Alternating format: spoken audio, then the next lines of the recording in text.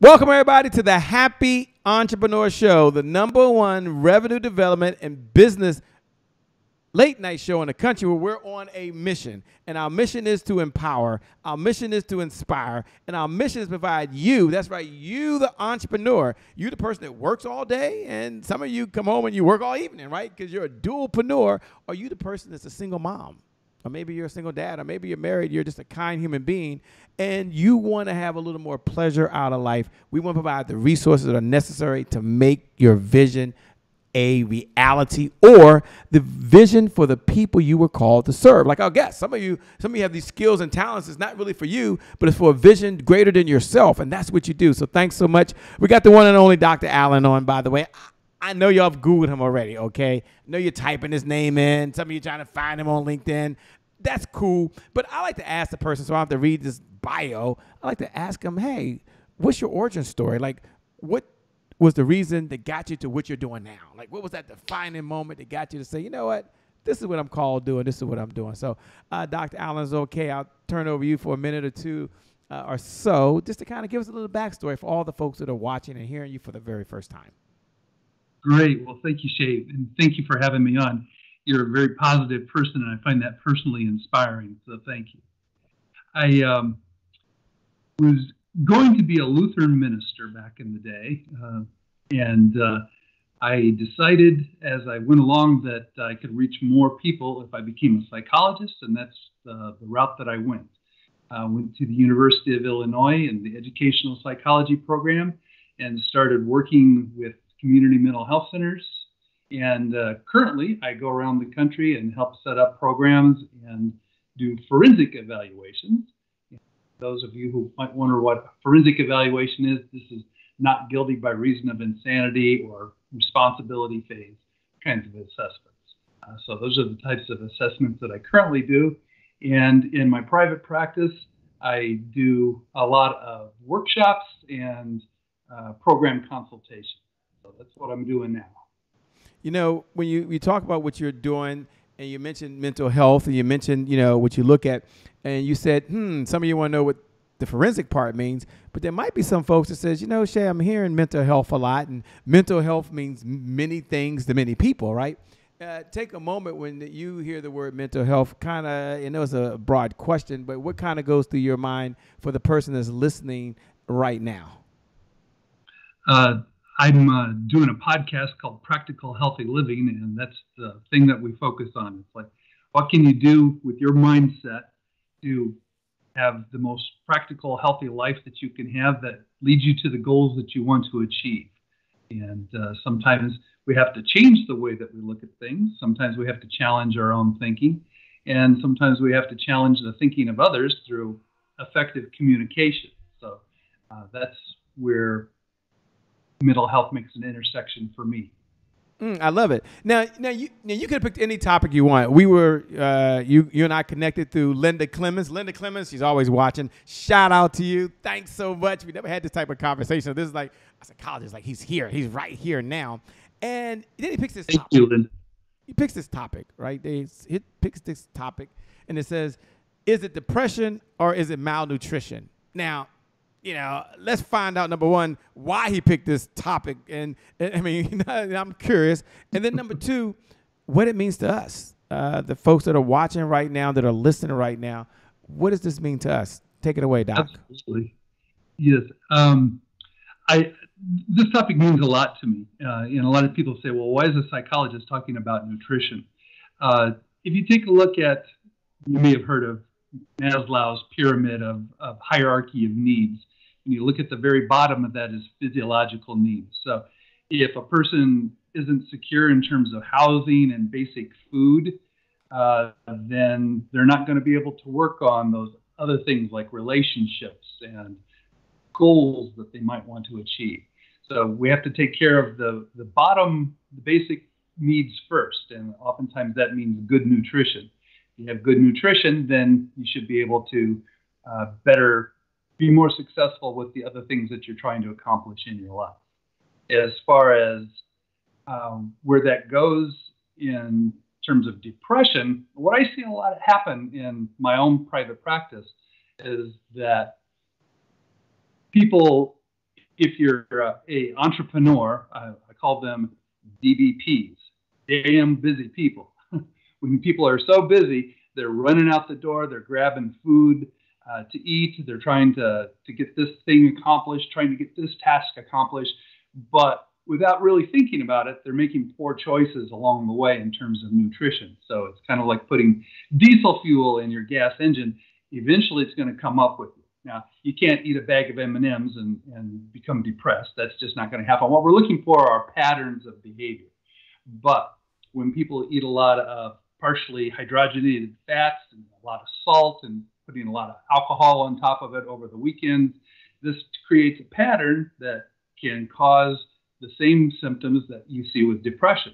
So they go see their doctor writes them a prescription for a selective serotonin reuptake inhibitor, something like a Prozac, and all of a sudden their sex life isn't working as well as it used to be working. They blame it on the depression, but really it's the medication.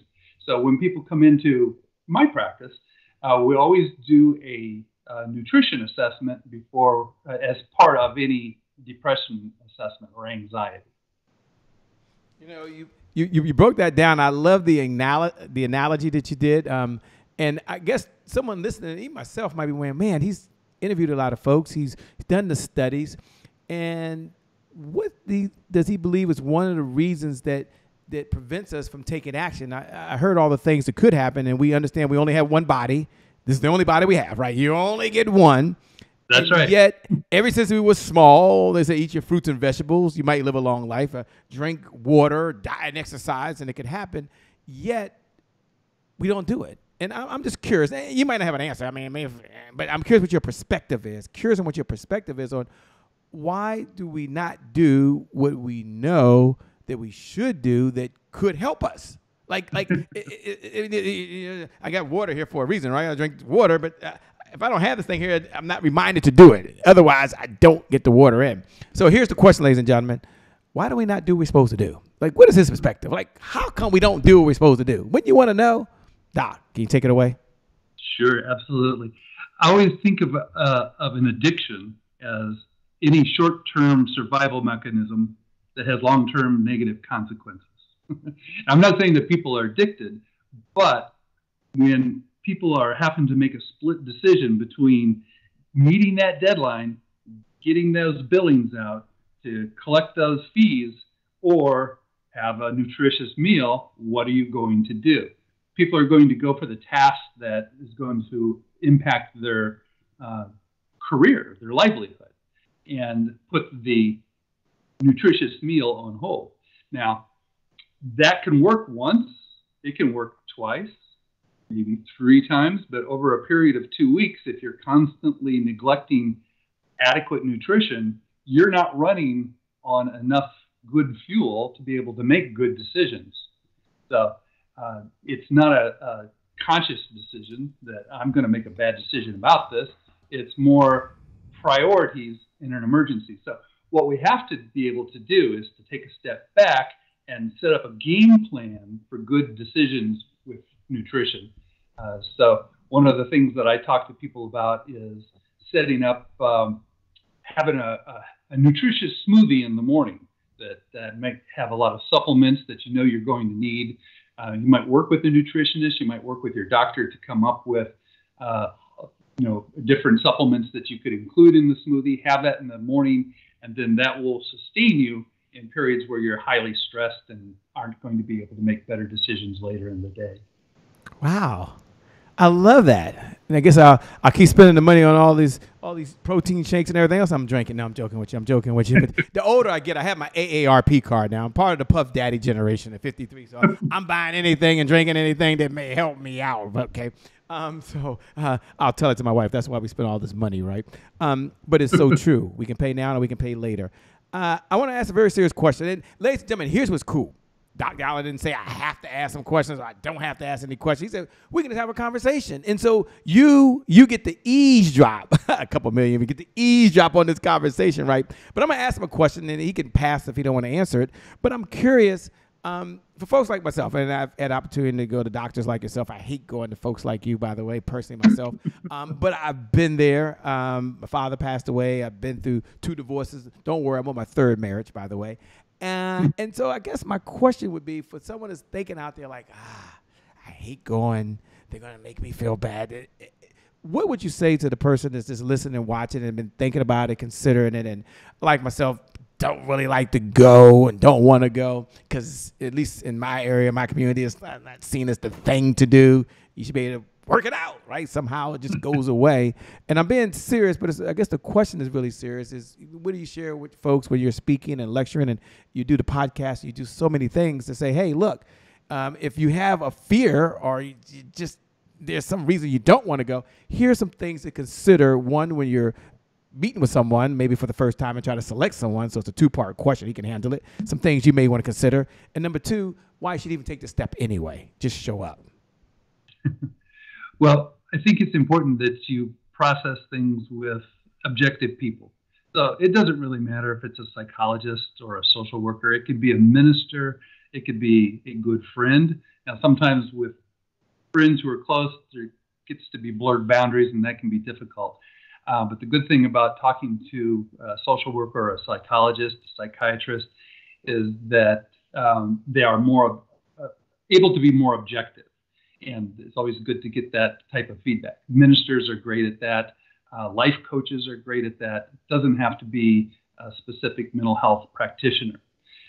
Now, if you do become involved in mental health services, I always recommend that people become an active member and, ask about your treatment plan. What are the goals that we're working on? If you're going to someone for 3 or 4 sessions and you don't know what goals you're working on, you probably need to find someone else to work with because it's not clear. You don't need a professional friend. You need someone to help you be able to make some decisions. Also, ways of doing self-therapy are like turning into Shay and listening and get motivated to work on things just by listening to others and listening to their stories and getting ideas for your own life. I love the focus on the healthy living part as well, because at the end of the day, I'm a big Kobe Bryant fanatic, by the way, although he's no longer here. But one of his favorite sayings to me always was, control the controllables. Control the controllables. And that's how you kind of started this whole conversation, was here's how to control yourself so your thinking is better because you fuel your body. And so therefore you don't just go to a certain place.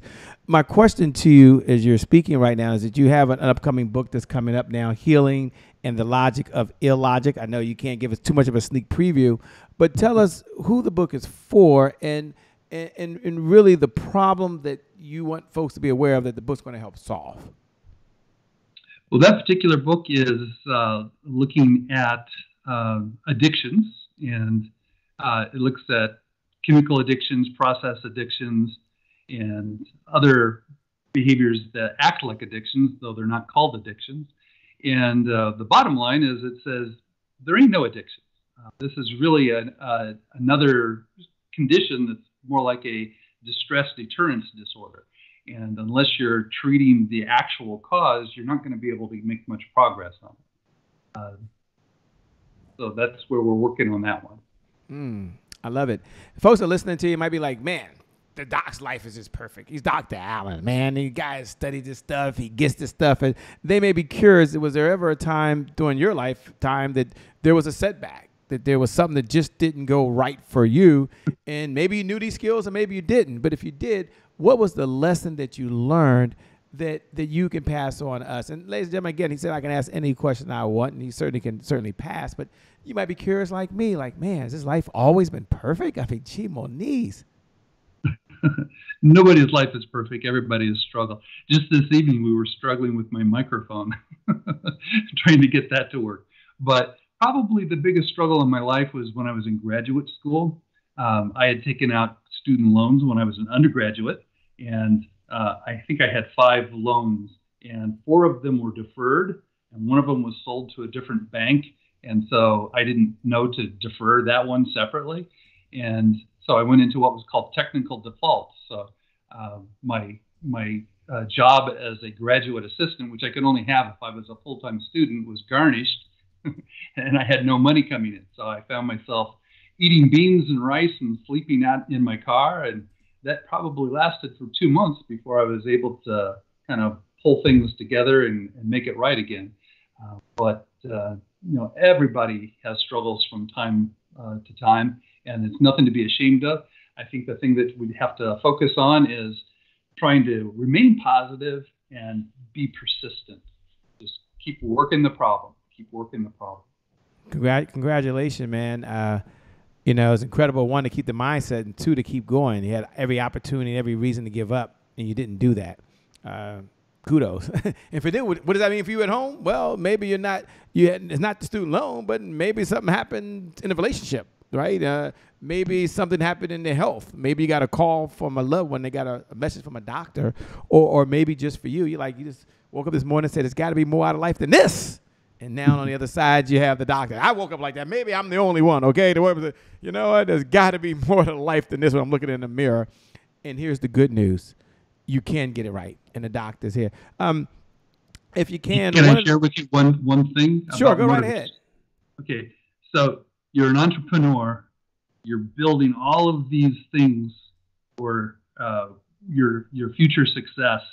And one of the good reasons to decide to eat better nutrition is you work on this, you put your heart into it. But if your heart gives out, then your spouse brings in somebody else, and their kids are in your house that you built with all of your creative energy, and you can't enjoy it. So don't put yourself in a position where you can't enjoy the fruits of your labor. You want to be healthy and live a long time so that you can actually enjoy your success. A chance to enjoy success, a chance to go down the other side of it. For the person that's listening right now, you've already said it, but maybe there's a different way you're going to say it. As we come down the home stretch, it says, wow, I need to get back on track. I'm just curious, Shay, what is Dr. Allen's suggestion to stay on track? Because let me tell you, Shay, I'm sitting here on the couch, and I got my phone in my hand, or they got the iPad on there, listening to you talk, saying, I can say exactly what he's saying. In fact, tomorrow is my day. And I believe tomorrow you're going to go in there and you're going to do what you're supposed to do, eat what you're supposed to eat. You might even do a meal plan for the week. But but I'm always getting off track, right? I have this hard thing of staying on track. So life is a series of being on track and off track. My question to Dr. Allen obviously is, what would he suggest for someone to help stay on track, to get sustainable success? You heard this before. Consistency is the key. Consistency is the key. And having said that, what do we all struggle with? Well, I struggle with, you may struggle with consistency. Let's ask the doc what he thinks about this. Well, I think one of the best ways that you can do to stay on track is to have goals. Think about what your goals are. Write those goals down, and then don't stop there. Review those goals every day. Then share those goals with other people so that you're accountable to someone else as to what it is you're trying to achieve. And get your goals, write them down, share them with others, keep reviewing them. That's the best way to stay on track. Talk about the spirit of collaboration. One of our 12 rules for life, Dr. Allen, one of our 12, we've got 12 rules, but one of the 12 rules for life is that collaboration crushes competition. Collaboration crushes competition. So you're collaborating, which is what you're already suggesting to a certain degree, because you're saying, hey, collaborate with a counselor, collaborate with a therapist, collaborate with this person. But talk about that because, Share your goals. Share your goals, yeah. Talk about the spirit of just collaborating and not trying to do things alone, if you would. And again, Linda Clemens, considered a mentor of mine, connected you and I together through the spirit of collaboration. So talk about this being open to work with other folks. And sometimes you're giving, and obviously sometimes you're receiving, ladies and gentlemen.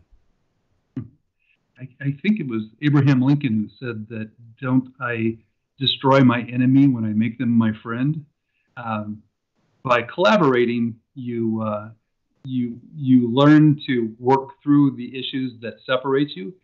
Through collaboration, you find that you don't have to reinvent the wheel all of the time. There's processes out there that somebody else knows, and you can collaborate and share information. There's information that you have that others might want and are willing to work with you to get that. So there's always a preference to working collaboratively with others. If nothing else, just when you're out there and the wind's blowing, I'm talking, the figurative winds of working. The winds are blowing, it's cold, it's snowing. You can turn and there's someone else there walking with you. It helps you buckle up and carry on yourself. Buckle up and carry on, ladies and gentlemen. Isn't that what life is about? Buckle up and carry on. Life is a series of being ups and downs. So what I'd like to do as we close out is I'm going to first thank Dr. Allen for being here. Thank him for his time. One of the things we know is you can always make more money, but you can make more time. And you give us the most precious resource that you have, which is really your time. So thank you so much from the bottom of my heart. And thank you for being behind the scenes. Y'all don't know what happened behind the scenes, but just know we were behind the scenes, and he's still in the building when he don't have to be. So thank you so much, by the way. My pleasure. So let me turn over you to have your final thoughts, maybe just to encourage or inspire folks that are listening out there right now. Right now, in a few minutes or a minute or a couple minutes, these fiber optic lines are going to go off, right? So they won't be seeing us. There'll be no lights, and they've got to go implement. They've got to go take action. They got to go do something based on what you said, and that is make sure they get the help that they need, take care of their body, take care of their mind, so they can take care of everyone else. Over to you for your final thoughts. Again, thank you so much for being on the Happy Entrepreneur Show. We appreciate you, my man. It's sincerely my pleasure, and I think that everyone out there has a image of what they want to accomplish, and just keep working towards that image, and you will get there. Good. With that being said, my name, by the way, is Shay Brown, the Happy Entrepreneur. Thank you for joining. I want you to know you're incredible, that you've got greatness inside you, and as you're listening right now, for you, the best is still yet to come. The best is yet to come. The best is yet to come. Remember this as we close. Time is long. Life, on the other hand, is very, very short. So you got to live in the moment, and you got to make it count. God bless, and we wish you success. Peace. We're out of here. Bye-bye.